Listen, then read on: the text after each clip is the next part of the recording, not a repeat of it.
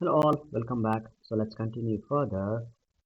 Today we're going to explore the different actions that we have in the N8N. So action in an app, as we can see, there are hundreds and hundreds of action items that we could use in the N8N. So based on the different apps that we need to hook our automation into, we have got.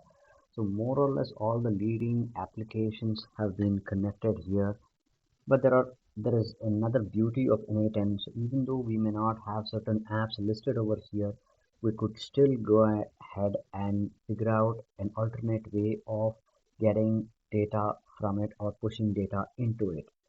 So some of the things that we could see here is the Agile CRM, Airtable. We are having Airtop. Well, let's go further. I'm just gonna list a few top ones. Asana is there, and then AWS coordinator. There is a lot of things under the AWS are covered, as we can see here. Almost all of the AWS related stuffs are here. Azure storage is here. Bamboo HR is there, and we'll scroll further. Cisco, couple of them are here. ClickUp is there. Clockify is there, and we can see Datadog being listed, one of the leading monitoring solutions. And then let's scroll further. We have Dropbox, we have from DHL, we have HTTP request. I'm going to talk about HTTP request in particular in the coming days.